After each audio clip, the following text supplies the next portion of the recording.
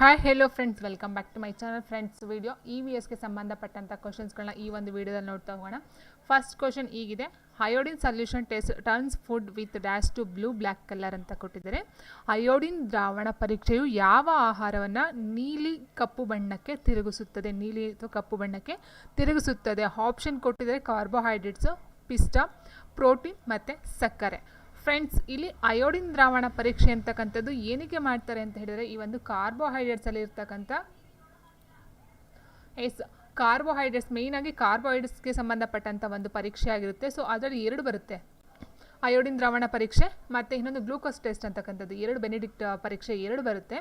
So ಅದನ್ನು ನೋಡ್ತಾ ಹೋದಾಗೆ ಪಿಸ್ಟಾ ಅಂತಕ್ಕಂಥದ್ದು ಏನಿದೆಯೋ, ಆಪ್ಷನ್ ಬಿ ಪಿಸ್ಟಾ ಇದೆಯಲ್ವಾ, ಸೊ ಈ ಪಿಸ್ಟಾವನ್ನು ನೀಲಿ ಮತ್ತು ಕಪ್ಪು ಬಣ್ಣಕ್ಕೆ ತಿರುಗಿಸ್ತಂತ ಏನು ಹೇಳಿದೀವೋ, ಸೊ ಪಿಸ್ಟಾ ಅಂತಕ್ಕಂಥದ್ದು ಈ ಒಂದು ಅಯೋಡಿನ್ ದ್ರಾವಣ ಪರೀಕ್ಷೆಯಲ್ಲಿ ಪಿಸ್ಟಾ ಇದೆಯಾ ಇಲ್ವಾ ಅಂತಕ್ಕಂಥದ್ದು ಚೆಕ್ ಮಾಡೋದಕ್ಕೋಸ್ಕರ ಕಾರ್ಬೋಹೈಡ್ರೇಟ್ ಪರೀಕ್ಷೆಯಲ್ಲಿ ಯೂಸ್ ಮಾಡ್ತಕ್ಕಂಥದ್ದಾಗಿರುತ್ತೆ. ಮತ್ತು ಇನ್ನೊಂದು ಬೆನಿಡಿಕ್ಟ್ ಬರುತ್ತೆ, ಬೆನಿಡಿಕ್ಟ್ ದ್ರಾವಣ, ಅದು ಬಂದು ಈ ಒಂದು ಸಕ್ಕರೆ ಅಥವಾ ಗ್ಲೂಕೋಸ್ ಪ್ರಮಾಣ ಅಂತ ಹೇಳ್ತೀವಿ. ಸೊ ನೋಡಿ, ಇಲ್ಲಿದೆ ನೋಡಿ, ಅಯೋಡಿನ್ ಪರೀಕ್ಷೆ ಅಂತಕ್ಕಂಥದ್ದು ಪಿಸ್ಟ ಅಂಶ ಇರುವ ಪದಾರ್ಥವನ್ನು ತೆಗೆದುಕೊಂಡು ಅದನ್ನು ನೀರಿರುವ ಪ್ರಣಾಳಕ್ಕೆ ಹಾಕಿ ಅಯೋಡಿನ್ ದ್ರಾವಣವನ್ನು ಅದಕ್ಕೆ ಹಾಕಿದಾಗ ಏನಾಗುತ್ತೆ, ಅದು ಕಪ್ಪುವಿಂದ ನೀಲಿ ಬಣ್ಣಕ್ಕೆ ಮಿಶ್ರಿತ ನೀಲಿ ಬಣ್ಣಕ್ಕೆ, ಇಟ್ ಮೀನ್ಸ್ ಕಪ್ಪಿಂದ ನೀಲಿ ಬರಲ್ಲ, ಕಪ್ಪು ಮಿಶ್ರಿತ ನೀಲಿ ಬಣ್ಣಕ್ಕೆ ಬದಲಾಗ್ತಕ್ಕಂಥ ಒಂದು ಚಾನ್ಸಸ್ಸು ಈ ಒಂದು ಪಿಸ್ಟ ಅಂಶ ಇದ್ದಾಗ. ಸೊ ಹಾಗಾಗಿ ಇಲ್ಲಿ ಏನಾಗುತ್ತೆ, ಇಲ್ಲಿ ಕೇಳಿರ್ತಕ್ಕಂಥದ್ದು ಯಾವ ಆಹಾರವನ್ನು ಅಂತ ಕೇಳಿದರೆ ಕಾರ್ಬೋಹೈಡ್ರೇಟ್ಸ್ ಬರೋದಿಲ್ಲ, ಇಲ್ಲಿ ಪಿಸ್ಟಾ ಅಂತಕ್ಕಂಥದ್ದು ಉತ್ತರ ಆಗುತ್ತೆ. ಆಪ್ಷನ್ ಬಿ ಏನಿದೆಯೋ ಸ್ಟಾರ್ಚ್ ಅಂತಕ್ಕಂಥದ್ದು ಇದು ಆನ್ಸರ್ ಆಗ್ತಕ್ಕಂಥದ್ದು. ಸೊ ಅಯೋಡಿನ್ ದ್ರಾವಣ ಪರೀಕ್ಷೆಯಲ್ಲಿ ಪಿಸ್ಟಾವನ್ನು ಕಂಡುಹಿಡಿತಕ್ಕಂಥದ್ದು. ಬೆನಿಡಿಕ್ಟ್ ಅಂತಕ್ಕಂಥದ್ದು ಏನಿದೆಯೋ ಇದರಲ್ಲಿ ಬಂದು ಸಕ್ಕರೆ ಅಥವಾ ಗ್ಲೂಕೋಸ್ ಅಂತ ಹೇಳ್ತೀವಲ್ಲ, ಸೊ ಅದಕ್ಕೆ ಸಂಬಂಧಪಟ್ಟಂತೆ ಅಲ್ಲಿ ನಾವು ಕಂಡುಹಿಡಿತಕ್ಕಂಥ ಒಂದು ಪರೀಕ್ಷೆ ಆಗಿರುತ್ತೆ.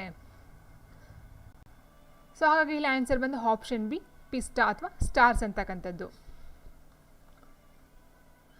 ಸೊ ನೋಡಿ, ಇಲ್ಲಿ ಆಹಾರದಲ್ಲಿ ಪ್ರೋಟೀನ್ ಪರೀಕ್ಷೆ ಯಾವುದು ಅಂತ ಹೇಳಿದ್ರೆ ಬೈರೇಟ್ ಪರೀಕ್ಷೆ ಅಂತಕ್ಕಂಥದ್ದು, ಪ್ರೋಟೀನ್ ಅಂಶವನ್ನು ಕಂಡುಹಿಡಿಯೋದಕ್ಕೋಸ್ಕರ ಯೂಸ್ ಮಾಡ್ತಕ್ಕಂಥದ್ದು. ಪ್ರೋಟೀನ್ ಪರೀಕ್ಷೆಯಲ್ಲಿ ಬೈರೇಟ್ ಪರೀಕ್ಷೆ ಬರುತ್ತೆ.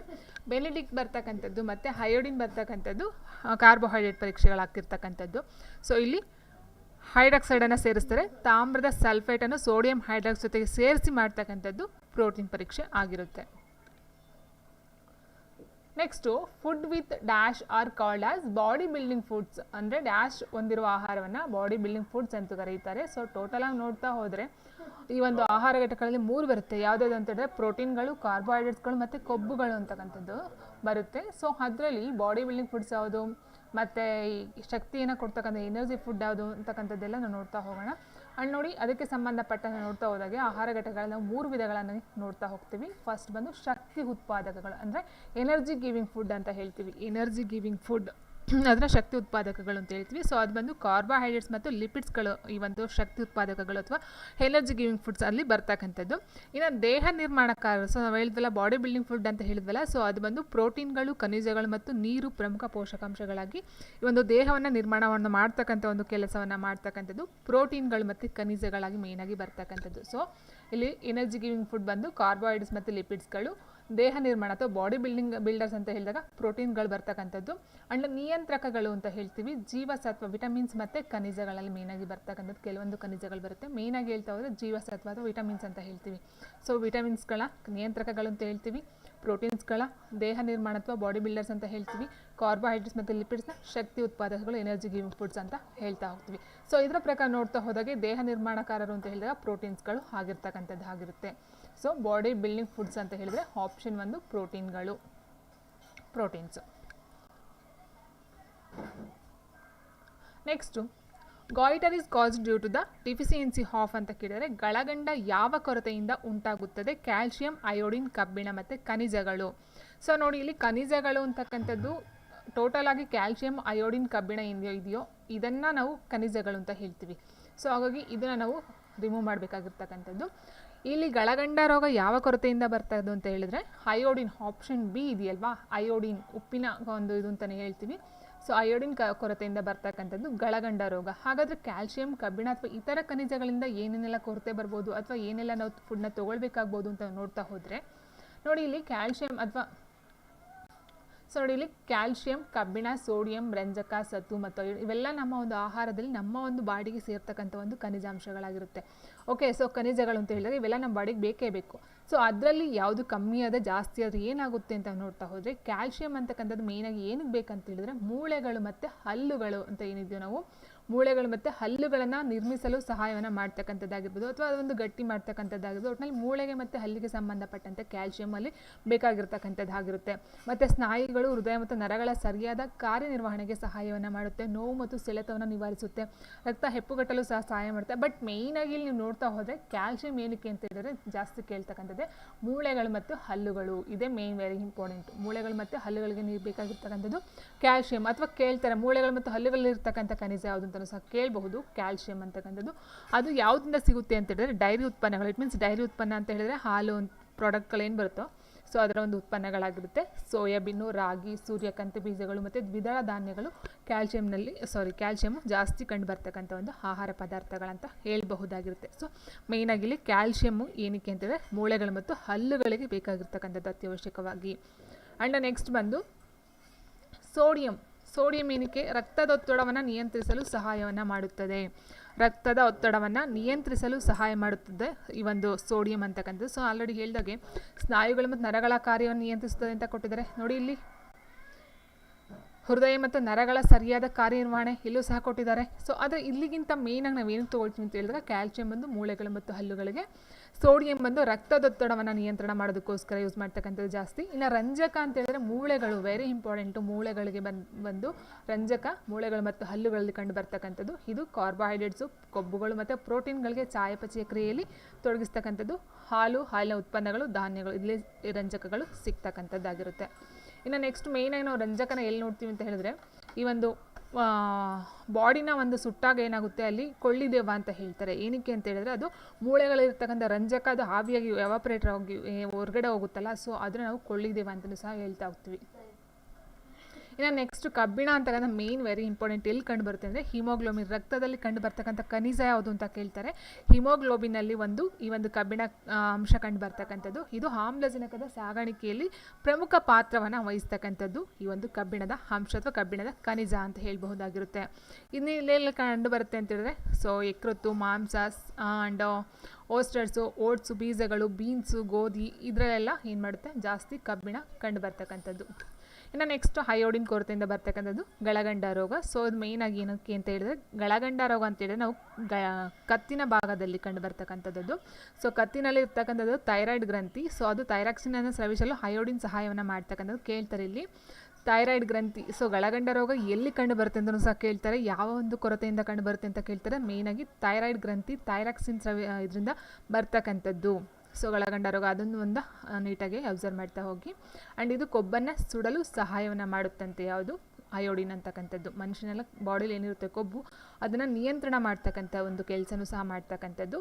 ಆ್ಯಂಡ್ ಬೀಟ್ ಕ್ಯಾರೆಟಿನ್ ಅನ್ನು ವಿಟಮಿನ್ ಎ ಆಗಿ ಪರಿವರ್ತಿಸುತ್ತಂತೆ ಮತ್ತು ನಮ್ಮ ದೇಹದಲ್ಲಿ ಶಕ್ತಿಯ ಉತ್ಪಾದನೆಯನ್ನು ನಿಯಂತ್ರಿಸುತ್ತದೆ ಮತ್ತು ಕೂದಲು, ಉಗುರುಗಳು, ಚರ್ಮ ಮತ್ತು ಹಲ್ಲುಗಳನ್ನು ನಿರ್ವಹಿಸುತ್ತಂತೆ. ಸಮುದ್ರಾಹಾರ ಅಂತ ಹೇಳಿದ್ರೆ ಈ ಒಂದು ಸೀ ಫುಡ್ಸ್ ಅಂತ ಹೇಳ್ತೀವಲ್ಲ, ಆ ಸಮುದ್ರದಲ್ಲಿ ಸಿಗ್ತಕ್ಕಂಥ ಮೀನುಗಳಾಗಿರ್ಬೋದು ಈ ಥರ ಒಟ್ಟಿನಲ್ಲಿ ಸೀ ಫುಡ್ಸ್ಗಳು ಮತ್ತು ತರಕಾರಿಗಳಲ್ಲಿ ಹೆಚ್ಚು ಅಯೋಡಿನ್ ಉತ್ತಮ ಮೂಲವಾಗಿದೆ ಅಂತೆ. ಓಕೆ, ಸೊ ಇಷ್ಟು ಬಂದು ಅಯೋಡಿನ್ನು. ಸೊ ಇಲ್ಲಿ ಮೇಯ್ನಾಗಿ ನೋಡಬೇಕಾದ್ರು ಗಳಗಂಡ ರೋಗ ಮತ್ತು ಥೈರಾಯ್ಡ್ ಗ್ರಂಥಿಗಳು. ಮತ್ತು ಇದು ಹೆಚ್ಚಾಗಿ ಯಾವುದ್ರಲ್ಲಿ ಕಂಡು ಬರುತ್ತೆ ಅಂತ ಹೇಳಿದ್ರೆ ಸಮುದ್ರ ಆಹಾರದಲ್ಲಿ ಜಾಸ್ತಿ ಅಯೋಡಿನ್ ಕಂಡು ಬರ್ತಕ್ಕಂಥದ್ದು. ಇನ್ನು ನೆಕ್ಸ್ಟ್ ಬಂದು ಸತು ಅಂತಕ್ಕಂಥದ್ದು ಕೊಲೆಸ್ಟ್ರಾಲನ್ನು ಕಡಿಮೆ ಮಾಡೋದಕ್ಕೆ ಯೂಸ್ ಮಾಡ್ತಕ್ಕಂಥದ್ದು. Very important. ಸತುವು ಕೊಲೆಸ್ಟ್ರಾಲನ್ನು ಕಡಿಮೆ ಮಾಡುತ್ತೆ ಮತ್ತು ಕಿಣ್ವಗಳು ಮತ್ತು ಇನ್ಸುಲಿನ್ ತಯಾರಿಸಲು ಸಹಾಯವನ್ನು ಮಾಡ್ತಕ್ಕಂಥದ್ದು. Very important. ಇನ್ಸುಲಿನ್ ಮತ್ತು ಕೊಲೆಸ್ಟ್ರಾಲನ್ನು ಕಡಿಮೆ ಮಾಡ್ತಕ್ಕಂಥದ್ದು. ಆ್ಯಂಡ್ ನೆಕ್ಸ್ಟ್ ಇಲ್ಲಿ ಎಲ್ಲಿ ಸಿಗುತ್ತೆ ಮೊಟ್ಟೆ, ಚೀಸು, ಗೋಮಾಂಸ, ಹಂದಿ ಮಾಂಸ, ಬ್ರೂವರ್ಸು, ಈಸ್ಟು ಮತ್ತು ಕುಂಬಳಕಾಯಿ ಬೀಜಗಳು. ಕುಂಬಳಕಾಯಿ ಬೀಜಗಳ ಒಳಗಡೆ ಸತುವಿನ ಅಂಶ ಇರ್ತಕ್ಕಂಥದ್ದಂತೆ. ಓಕೆ, ಸೊ ಇದು ಸಹ ವೆರಿ ಇಂಪಾರ್ಟೆಂಟು. ಸೊ ಎಲ್ಲಿ ಜಾಸ್ತಿ ಒಂದು ರೇರಾಗಿ ಸಿಗುತ್ತೋ ಅದನ್ನು ಜಾಸ್ತಿ ಹೈಲೈಟ್ ಮಾಡಿ ಎಕ್ಸಾಮ್ಸಲ್ಲಿ ಕೇಳ್ತಕ್ಕಂಥದ್ದು. ಇನ್ನು ನೆಕ್ಸ್ಟು ಪೊಟ್ಯಾಷಿಯಮ್. ಸೊ ಪೊಟ್ಯಾಷಿಯಮ್ ಬಂದು ನಮ್ಮ ಒಂದು ದೇಹದ ಒಂದು ಸಮತೋಲನವನ್ನು ಕಾಪಾಡ್ತಕ್ಕಂಥದ್ದು ಇದರ ಒಂದು ಕೆಲಸ ಅಂತ ಹೇಳ್ಬಹುದಾಗುತ್ತೆ. ಇದಕ್ಕೆ ಒಂದು ಸಣ್ಣ ಇದು ಅಂತ ಹೇಳಿದ್ರೆ ನೋಡಿ, ಕ್ಯಾಲ್ಶಿಯಂ ಬಂದು ಮೂಳೆಗಳು ಮತ್ತು ಹಲ್ಲುಗಳಿಗೆ ಸಂಬಂಧಪಟ್ಟಂಥದ್ದು. ಕ್ಯಾಲ್ಶಿಯಂ ಮತ್ತು ರಂಜಕ ಎರಡು ಸಹ ಕಂಡುಬರುತ್ತೆ. ಆ್ಯಂಡ್ ಸೋಡಿಯಂ ಬಂದು ರಕ್ತದೊತ್ತಡವನ್ನು ನಿಯಂತ್ರಣ ಮಾಡ್ತಕ್ಕಂಥದ್ದು. ಕಬ್ಬಿಣ ಬಂದು ಹಿಮೋಗ್ಲೋಬಿನಲ್ಲಿ ಆಮ್ಲಜನಕವನ್ನು ಸರಬರಾಜನ ಮಾಡ್ತಕ್ಕಂಥದ್ದಾಗಿರ್ಬೋದು. ಆ್ಯಂಡ್ ಅಯೋಡಿನ್ ಬಂದು ಥೈರಾಯ್ಡ್ ಗ್ರಂಥಿಯಿಂದ ಇಟ್ ಮೀನ್ಸ್ ಗಳಗಂಡ ರೋಗಕ್ಕೆ ಬರ್ತಕ್ಕಂಥದ್ದು. ಸತುವು ಕೊಲೆಸ್ಟ್ರಾಲ್ ಮತ್ತು ಇನ್ಸುಲಿನನ್ನು ಕೊಲೆಸ್ಟ್ರಾಲ್ನ ಕಂಟ್ರೋಲ್ ಮಾಡುತ್ತೆ, ಇನ್ಸುಲಿನ ತಯಾರಿಸ್ತಕ್ಕಂಥದ್ದಾಗಿರುತ್ತೆ. ಇನ್ನೂ ಒಂದು ಸಣ್ಣ ಇದು ಅಂತ ಹೇಳಿದರೆ ನೋಡಿ, ಇಲ್ಲಿದೆ ಬೋರ್ಡು ಚಾರ್ಟು, ನೋಡ್ಕೊಳ್ಳೋರು ನೋಡ್ಕೊಳ್ಳಿ. ಕ್ಯಾಲ್ಶಿಯಮಿಂದ ಬರ್ತಕ್ಕಂಥದ್ದು, ಅಸ್ಥಿಗಳು ಅಂತ ಹೇಳಿದಾಗ ಮೂಳೆಗೆ ಸಂಬಂಧಪಟ್ಟಂತೆ ಹೃದಯ ಸ್ನಾಯು, ಸೊ ಆಲ್ಮೋಸ್ಟ್ ಬರುತ್ತೆ. ಬಟ್ ಮೇಯ್ನಾಗಿ ಸ್ಪೆಸಿಫಿಕ್ಕಾಗಿ ಯಾವ್ದು ಬರುತ್ತೆ ಅದನ್ನ ನೋಡ್ಕೊಳ್ತಕ್ಕಂಥದ್ದು ಒಳ್ಳೆಯದು. ನೆಕ್ಸ್ಟ್ ಕಬ್ಬಿಣ ಅಂತ ಹೇಳಿದಾಗ ರಕ್ತಕ್ಕೆ ಸಂಬಂಧಪಟ್ಟಂತೆ ಹಿಮೋಗ್ಲೋಬಿನ್ನ ಸರಬರಾಜು ಮಾಡ್ತಕ್ಕಂಥದ್ದು. ಅಯೋಡಿನ್ ಅಂತ ಹೇಳಿದಾಗ ಗಳಗಂಡ ರೋಗ ಅಲ್ಲಿ ಮೇಯ್ನಾಗಿ ಬರ್ತಕ್ಕಂಥದ್ದು. ಸೋಡಿಯಂ ಅಂತ ಹೇಳಿದಾಗ ಆಮ್ಲಗಳ ಪ್ರತ್ಯಾಮ್ಲಗಳ ಸಮತೋಲನವನ್ನು ಕಾಪಾಡ್ತಕ್ಕಂಥದ್ದಾಗಿರ್ಬೋದು. ಆ್ಯಂಡ್ ನೆಕ್ಸ್ಟ್ ಬಂದು ಸೊ ಕ್ಯಾಲ್ಶಿಯಂ ರಂಜಕ ಬಂದು ಮೇಯ್ನಾಗಿ ಹಲ್ಲು ಮತ್ತು ಮೂಳೆಗಳಿಗೆ ಬರ್ತಕ್ಕಂಥದ್ದು. ಪೊಟ್ಯಾಷಿಯಮ್ ಅಂತ ಹೇಳಿದ್ರೆ ಸ್ನಾಯು ಚಟುವಟಿಕೆ ನಿಯಂತ್ರಣ ಅಂತಕ್ಕಂಥದ್ದು ಮೇಯ್ನಾಗಿ ಬರುತ್ತೆ. ಇನ್ನು ನೆಕ್ಸ್ಟ್ ಬಂದು anthrax diseases is caused by dash bacteria. Anthrax ಕಾಯಿಲೆ ಯಾವ ಬ್ಯಾಕ್ಟೀರಿಯಾದಿಂದ ಉಂಟಾಗುತ್ತದೆ ಅಂತ ಕೇಳಿದರೆ, ಸೊ ಇಲ್ಲಿ 2 ಕ್ವಶನ್ ರೈಸ್ ಆಗುತ್ತೆ. ಏನಂತ ಹೇಳಿದ್ರೆ, ಆಂಥ್ರಾಕ್ಸ್ ಕಾಯಿಲೆ ಅಂತಕ್ಕಂಥದ್ದು ಬ್ಯಾಕ್ಟೀರಿಯಾದಿಂದ ಬರುತ್ತಾ, ವೈರಸ್ಸಿಂದ ಬರುತ್ತಾ, ಅಥವಾ ಶೈವಲದಿಂದ ಬರುತ್ತಾ, ಸೊ ಈ ಥರ ಕ್ವಶನ್ಸ್ನ ರೈಸ್ ಮಾಡ್ಬೋದು. ಅಥವಾ ಆಂಥ್ರಾಕ್ಸ್ ಕಾಯಿಲೆ ಯಾವ ಬ್ಯಾಕ್ಟೀರಿಯಾದಿಂದ ಉಂಟಾಗುತ್ತದೆ ಅಂತಕ್ಕಂಥದ್ದು ಸಹ ಕೇಳಬಹುದಾಗಿರುತ್ತೆ. ಸೊ ಆನ್ಸರ್ ಬಂದು ಆಪ್ಷನ್ ಸಿ, ಬ್ಯಾಸಿಲಸ್ ಆಂಥ್ರಾಸಿಸ್ ಅಂತಕ್ಕಂಥದ್ದು ಆಪ್ಷನ್ ಸಿ.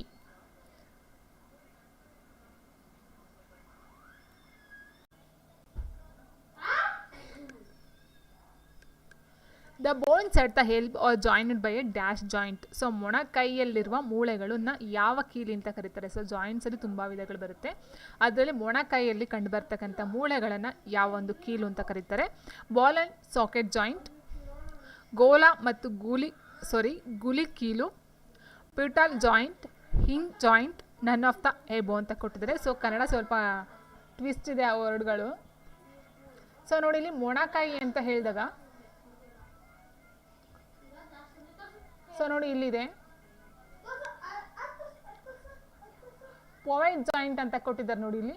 ಸೊ ಇದು ಬಂದು ತಿರುಗಾಣಿ ಕೀಲು ಬಂದು ಕತ್ತಿನ ಕುತ್ತಿಗೆ ಬರ್ತಕ್ಕಂಥದ್ದು. Okay, so next ball and socket joint ಅಂತ ಕೊಟ್ಟಿದ್ದಾರೆ ನೋಡಿ. ಬಾಲ್ ಮತ್ತು ಸಾಕೆಟ್ ಜಾಯಿಂಟ್ ಬಂದು ಈ ಪ್ಲೇಸಲ್ಲಿ ಕಂಡು ಬರ್ತಕ್ಕಂಥದ್ದು. ಆ್ಯಂಡ್ ನೆಕ್ಸ್ಟ್ ಕೊಟ್ಟಿದ್ದಾರೆ ಯಾವುದು, ಇಂಗ್ ಜಾಯಿಂಟ್ ಅಂತಕ್ಕಂಥದ್ದು. ಸೊ ಬೀಜಾಗರಿ ಕೀಲು. ಸೊ ಇಲ್ಲಿ ಕೊಟ್ಟಿದ್ದಾರೆ ನೋಡಿ ಮೊಣಕೈ. ಸೊ ಇದು ಬಂದು ಹಿಂಗ್ joint, elbow. So and next ಇನ್ನು ಬೇಕಂತ ನೋಡಿದ್ರೆ, ಸೊ ನೋಡಿ ಇಲ್ಲಿ ಬಾಲ್ ಆಯಿತು, ಆ್ಯಂಡ್ ಪಿವಾಯ್ಡ್ ಜಾಯಿಂಟ್ ಆಯಿತು, ಹಿಂಗ್ ಜಾಯಿಂಟ್ ಆಯಿತು. ಆ್ಯಂಡ್ ನೆಕ್ಸ್ಟು ಕ್ಯಾಂಡಿಲಾಯ್ಡ್ ಜಾಯಿಂಟ್ ಅಂತ ಹೇಳಿದ್ರೆ ಈ ಒಂದು ಇದನ್ನು ಹೇಳ್ತಾರೆ. ನೆಕ್ಸ್ಟು ಕಾಲಲ್ಲಿ ಬರ್ತಕ್ಕಂಥದ್ದು ಪ್ಲೇನ್ ಜಾಯಿಂಟು. ಆ್ಯಂಡ್ ನೆಕ್ಸ್ಟು ಉಗುರುಗಳ ಮಧ್ಯೆ ಬರ್ತಕ್ಕಂಥದ್ದು ಸ್ಯಾಡಲ್ ಜಾಯಿಂಟ್. ಸೊ ಇದನ್ನು ನೋಟ್ ಮಾಡ್ಕೊಳ್ತಾ ಹೋಗಿ ಯಾವ್ಯಾವ ಜಾಯಿಂಟ್ಸ್ ಅಂತ. ಸೊ ಇಲ್ಲಿ ಆನ್ಸರ್ ಬಂದು ಮೊಣಕೈಯಲ್ಲಿ ಇರುವ ಮೂಳೆಗಳ ಯಾವ ಒಂದು ಕೀಲು ಅಂತ ಹೇಳಿದ್ರೆ ಬೀಜಾಗರಿ ಕೀಲು ಅಥವಾ ಹಿಂಗ್ ಜಾಯಿಂಟ್ ಅಂತಕ್ಕಂಥದ್ದು option C. And next question,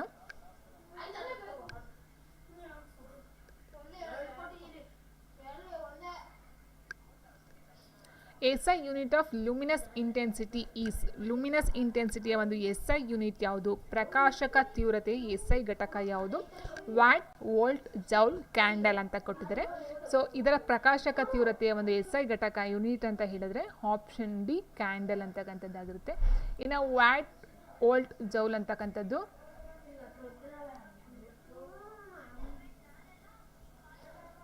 watt ಬಂದು ಶಕ್ತಿ ಮತ್ತು ಪವರ್ಗೆ ಸಂಬಂಧಪಟ್ಟಂತೆ ಬರುತ್ತೆ. ವೋಲ್ಟ್ ಬಂದು ವಿದ್ಯುತ್ ವಿಭವ, ಜೌಲ್ ಬಂದು ಕೆಲಸ ಅಥವಾ ವರ್ಕ್ಗೆ ಬರ್ತಕ್ಕಂಥ ಒಂದು SI ಯೂನಿಟ್ ಆಗಿರುತ್ತೆ.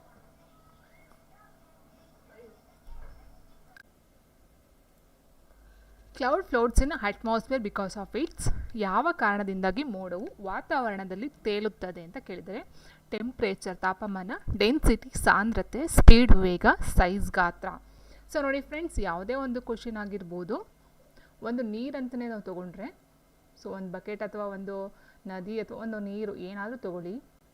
ಸೊ ಇಲ್ಲಿ ತಳದಲ್ಲಿ ಕೂತಿದೆ ಅಂತ ಅಂದರೆ, ಒಂದು ವಸ್ತು ತಳದಲ್ಲಿ ಕೂತಿದೆ ಅಂದರೆ ಅಥವಾ ಅದರೊಳಗಡೆ ಮುಳುಗಿದೆ ಅಂತ ಹೇಳಿದರೆ, ಸೊ ಅದು ಏನಾಗುತ್ತೆ, ಮುಳುಗಿರ್ತಕ್ಕಂಥದ್ದು ಸಾಂದ್ರತೆ ಜಾಸ್ತಿ ಇರ್ತಕ್ಕಂಥದ್ದು.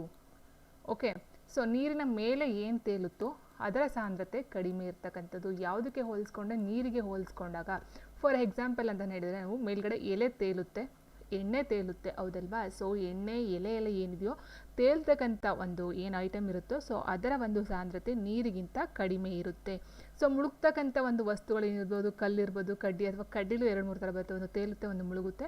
ಸೊ ಮುಳುಗ್ತಕ್ಕಂಥದ್ದೆಲ್ಲ ನೀರಿನ ಸಾಂದ್ರತೆಗಿಂತ ಜಾಸ್ತಿ ಇರ್ತಕ್ಕಂಥದ್ದು, ತೇಲ್ತಕ್ಕಂಥ ಒಂದು ವಸ್ತುವಿನ ಸಾಂದ್ರತೆ ಕಡಿಮೆ ಇರ್ತಕ್ಕಂಥದ್ದಾಗಿರುತ್ತೆ. ಸೊ ಅದೇ ರೀತಿ ಇಲ್ಲೂ ಸಹ ಮೋಡವು ವಾತಾವರಣದಲ್ಲಿ ತೇಲುತ್ತದೆ ಅಂತ ಹೇಳಿದ್ರೆ ಅದರ ಒಂದು ಸಾಂದ್ರತೆ ಏನಿದೆಯೋ ಆಪ್ಷನ್ ಬಿ ಸಾಂದ್ರತೆ ಡೆನ್ಸಿಟಿ ಅಂತಕ್ಕಂಥದ್ದು ಕಮ್ಮಿ ಇರ್ತಕ್ಕಂಥದ್ದು, ಕಡಿಮೆ ಇರ್ತಕ್ಕಂಥದ್ದು. ಸೊ ಹಾಗಾಗಿ ಮೋಡವು ವಾತಾವರಣದಲ್ಲಿ ತೇಲುತ್ತದೆ.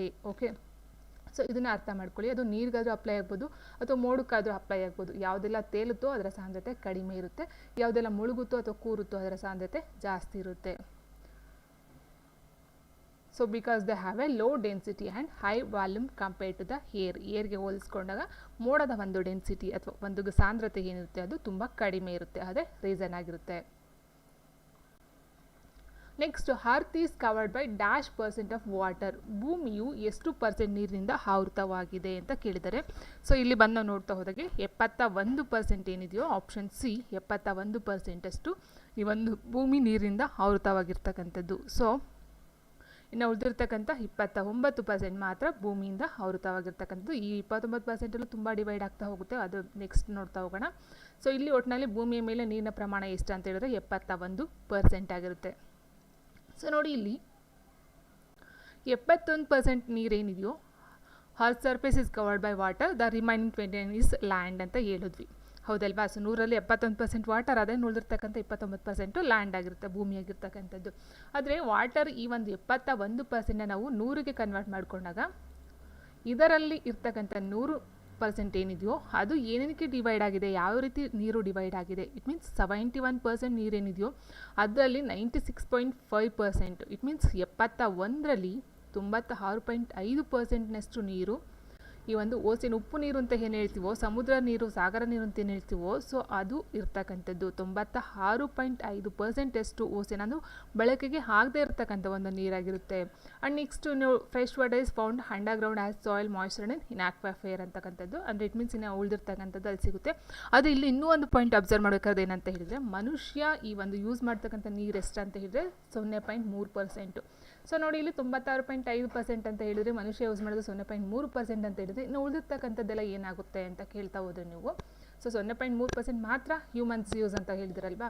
ಸೊ ಇನ್ನು ಉಳಿದಿರ್ತಕ್ಕಂಥ ನೀರೆಲ್ಲ ಏನಾಗುತ್ತೆ ಅಂತ ಹೇಳಿದ್ರೆ, ಈ ಒಂದು ಎವಾಪರೇಟ್ ಆಗ್ತಕ್ಕಂಥದ್ದಾಗಿರ್ಬೋದು, ನೀರು ಭೂಮಿ ಒಳಗಡೆ ಹಿಂಗ್ತಕ್ಕಂಥದ್ದಾಗಿರ್ಬೋದು, ಸೊ ಈ ರೀತಿ ವೇಸ್ಟ್ ಆಗಿ ಅದು ಹೋಗುತ್ತೆ.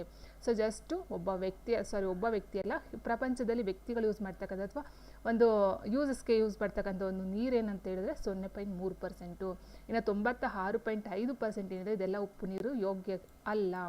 ಇನ್ನು ಉಳಿದಿರ್ತಕ್ಕಂಥ ನೀರೇನಿರೋದು ಸೊ 0.3 ಐತಿ. ಇನ್ನು ಉಳಿದಿರ್ತಕ್ಕಂಥ 100ರಲ್ಲಿ 96.5 ಹೋದರೆ ಎಷ್ಟಾಗುತ್ತೆ, 3.5 ಉಳಿತು. ಸೊ 3.5%ಅಲ್ಲಿ 0.3% ಮಾತ್ರ ನಾವು ಯೂಸ್ ಮಾಡಿಕೊಂಡ್ರೆ ಇನ್ನು ಉಳಿದಿರ್ತಕ್ಕಂಥ 3.2% ಏನಾಗುತ್ತೆ ಅಂತ ಹೇಳಿದ್ರೆ, ಇದೆಲ್ಲ ನೀರು ಭೂಮಿ ಹಿಂಗ್ತಕ್ಕಂಥದ್ದಾಗಿರ್ಬೋದು ಅಥವಾ ಎವಾಪರೇಟ್ ಆಗ್ತಕ್ಕಂಥದ್ದಾಗಿರ್ಬೋದು ಅಥವಾ ಇನ್ಯಾವುದೋ ಇದರಲ್ಲಿ ವೇಸ್ಟಾಗಿ ಹೋಗ್ತಕ್ಕಂಥದ್ದಾಗಿರ್ಬೋದು, ಈ ರೀತಿ ಖರ್ಚಾಗ್ತಕ್ಕಂಥದ್ದು ಆಗಿರುತ್ತೆ.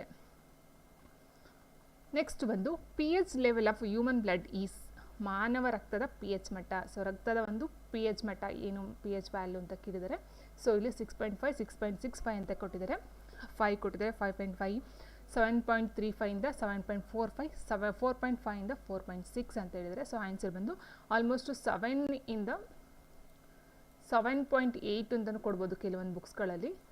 ಸೊ ಇಲ್ಲಿ 7.35 ಇಂದ 7.45 ಅಂತ ಕೊಟ್ಟಿದ್ದಾರೆ. ಸೊ ಆನ್ಸರ್ ಬಂದು 7 ಇಂದ ಆ ಒಂದು ರೇಂಜಲ್ಲಿ ಬರ್ತಕ್ಕಂಥದ್ದಾಗುತ್ತೆ. ಅಂದರೆ ಇಟ್ ಮೀನ್ಸ್ ನೀವು ತಿಳ್ಕೊಳ್ಬೇಕಾದ್ರೆ ಇನ್ನೂ ಒಂದು ಕ್ವಶನ್ ಕೊಡ್ತಾರೆ, ಏನು ಗೊತ್ತಾ, ಮಾನವ ರಕ್ತದ pH ವ್ಯಾಲ್ಯೂ 7ಗಿಂತ ಜಾಸ್ತಿ, 7ಗಿಂತ ಕಡಿಮೆ ಅಥವಾ ತಟಸ್ಥ 7 ಅಂತ ಕೊಡ್ತಾರೆ.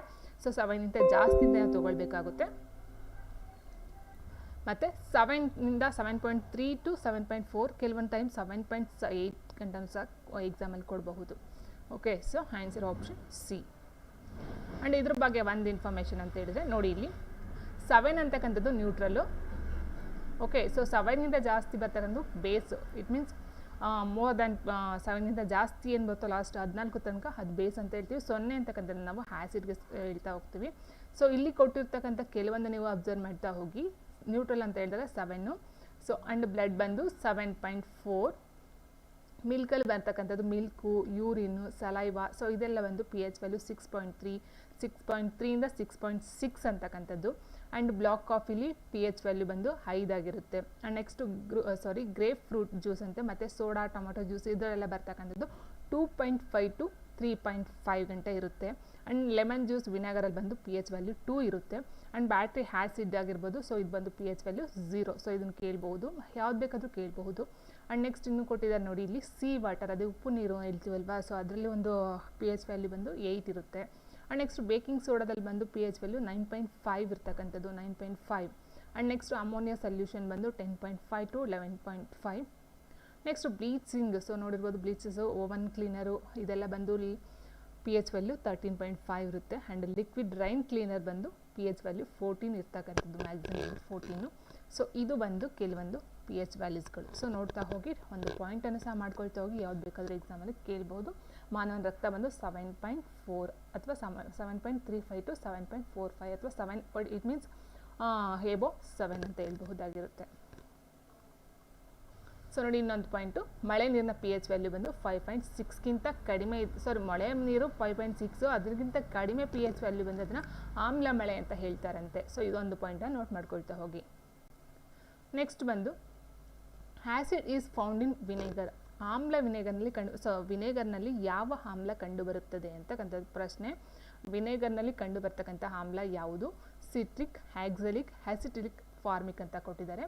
ಸೊ ನೋಡಿ ಇಲ್ಲಿ ಸಿಟ್ರಿಕ್ ಅಂತಕ್ಕಂಥದ್ದು ನಿಮ್ಗೆ ಗೊತ್ತಿರಬಹುದು, ಈ ಒಂದು ಏನು ಸಿ ವಿಟಮಿನ್ ಅಂತ ಹೇಳ್ತೀವಿ ಸಿಟ್ರಿಕಲ್ಲಿ. ಸೊ ನಿಂಬೆ ಮತ್ತು ಕಿತ್ತಳೆ, ಸೊ ಇಲ್ಲಿ ಕಂಡುಬರ್ತಕ್ಕಂಥದ್ದು ಸಿ ವಿಟಮಿನ್ನು ಸಿಟ್ರಿಕಲ್ಲಿ ಕಂಡುಬರ್ತಕ್ಕಂಥದ್ದು. ಇನ್ನು ಆಕ್ಸಾಲಿಕ್ ಅಂತ ಹೇಳಿದಾಗ ಇಲ್ಲಿ ಪಾಲಕಲ್ಲಿ ಕಂಡುಬರುತ್ತೆ, ಪಾಲಕ್ ಸೊಪ್ಪ ಏನಿದೆಯೋ ಪಾಲಕ್ ಮತ್ತು ಟೊಮ್ಯಾಟೋಲ್ಲಿ ಬಂದು ಆಕ್ಸಾಲಿಕ್ ಕಂಡುಬರುತ್ತೆ. ಆ್ಯಂಡ್ ಆಸಿಟಿಕಲ್ಲಿ ಬಂದು ವಿನೆಗರ್ಲಿ ಅಸಿಟಿಕ್ ಕಂಡುಬರ್ತಕ್ಕಂಥದ್ದು. ಇನ್ನು ಫಾರ್ಮಿಕ್ ಆ್ಯಸಿಡ್ ಅಂತ ಹೇಳಿದ್ರೆ ಇರುವೆಯಲ್ಲಿ ಕಂಡುಬರ್ತಕ್ಕಂಥದ್ದು, ಇರುವೆಯಲ್ಲಿ ಕಂಡುಬರ್ತಕ್ಕಂಥದ್ದು ಫಾರ್ಮಿಕ್ ಆ್ಯಸಿಡ್. ಸೊ ವಿನೆಗರ್ ಬಂದು ಅಸಿಟಿಕ್, ಆಪ್ಷನ್ ಸಿ. ಸೊ ಇನ್ನು ನೆಕ್ಸ್ಟ್ ಅಂತ ಹೇಳಿದ್ರೆ ನೋಡಿ, ಅಸಿಟಿಕ್ ಆಮ್ಲ ಬಂದು ವಿನೆಗರ್ಲಿ ಕಂಡುಬರುತ್ತೆ, ಫಾರ್ಮಿಕ್ ಆಮ್ಲ ಬಂದು ಇರುವೆಯಲ್ಲಿ ಕಂಡುಬರ್ತಕ್ಕಂಥದ್ದು, ಸಿಟ್ರಿಕ್ ಆಮ್ಲ ಬಂದು ನಿಂಬೆ ಮತ್ತು ಕಿತ್ತಳೆ ಸಿ ವಿಟಮಿನ್ ಅಂತ ಹೇಳ್ಬೋದು, ಲ್ಯಾಕ್ಟಿಕ್ ಬಂದು ಮೊಸರಲ್ಲಿ ಕಂಡುಬರ್ತಕ್ಕಂಥದ್ದು, ಆಕ್ಸಾಲಿಕ್ ಆಮ್ಲ ಬಂದು ಪಾಲಕ್ ಮತ್ತು ಟೊಮೆಟೋಲ್ಲಿ ಕಂಡುಬರುತ್ತೆ, ಆಸ್ಕಾರ್ಬಿಕ್ ಆಮ್ಲ ಬಂದು ಸಿಟ್ರಸ್ ಹಣ್ಣುಗಳಲ್ಲೇ ಕಂಡುಬರ್ತಕ್ಕಂಥದ್ದು. ಆ್ಯಂಡ್ ನೆಕ್ಸ್ಟ್ ಬಂದು ಟಾರ್ಟರಿಕ್ ಆಮ್ಲ, ವೆರಿ ಇಂಪಾರ್ಟೆಂಟ್ ಇದು ಸಹ, ಹುಣಸೆ ಹಣ್ಣು, ದ್ರಾಕ್ಷಿ ಮತ್ತು ಮಾವಿನ ಹಣ್ಣು ಹುಳಿ ಏನು ಬರುತ್ತೋ ಸೊ ಮಾವಿನ ಹಣ್ಣಲ್ಲಿ ಕಂಡುಬರ್ತಕ್ಕಂಥದ್ದು, ಮತ್ತು ದ್ರಾಕ್ಷಿ, ಹುಣಸೆ ಹಣ್ಣು, ಇಟ್ ಮೀನ್ಸ್ ಅದು ಸಹ ಹುಳಿಲಿ ಬರ್ತಕ್ಕಂಥದ್ದೇನೆ. ಹುಣಸೆ ಹಣ್ಣು, ದ್ರಾಕ್ಷಿ, ಮಾವಿನ ಹಣ್ಣು ಇತ್ಯಾದಿಗಳು ಕಂಡುಬರ್ತಕ್ಕಂಥದ್ದು ಟಾರ್ಟರಿಕ್ ಆಮ್ಲ, ತುಂಬ ವೆರಿ ಇಂಪಾರ್ಟೆಂಟ್ ಇದು ಸಹ ಅಷ್ಟೇ. ಇಲ್ಲಿ ವಿನೆಗರ್ ಕೇಳಿದರೆ ನಿಮ್ಗೆ ಯಾವ್ದು ಬೇಕಾದ್ರೂ ಸಹ ಎಕ್ಸಾಮಲ್ಲಿ ಕೇಳಬಹುದಾಗಿರುತ್ತೆ. ಸೊ ಇಷ್ಟು ಬಂದು ಈ ಒಂದು EVSಗೆ ಸಂಬಂಧಪಟ್ಟಂಥ ಕೆಲವೊಂದು ಕ್ವಶನ್ಸ್ಗಳು ಅಂತ ಹೇಳ್ತೀನಿ. ತುಂಬ ಇಂಪಾರ್ಟೆಂಟ್ ಕ್ವಶನ್ಸ್ ಅಂತಲೇ ಹೇಳ್ಬಹುದು. ಇದು ಜಸ್ಟ್ PSTRಗೆ ಅಂತ ಅಲ್ಲ, ಯಾವ ಎಕ್ಸಾಮ್ ಸಹ ಬರಬಹುದು. ಸೊ ಯಾವುದೇ ಎಕ್ಸಾಮಲ್ಲಿ ಇದನ್ನೇ ಕೊಡ್ತಾರೆ ಅಂತಕ್ಕಂಥದ್ದು ಏನಿರಲ್ಲ ಅಲ್ವಾ. ಸೊ ನೋಡ್ತಾ ಹೋಗಿ ಎಲ್ಲ ಇಂಪಾರ್ಟೆಂಟ್ ಟಾಪಿಕ್ ಇದೆ ಆಗಿರುತ್ತೆ.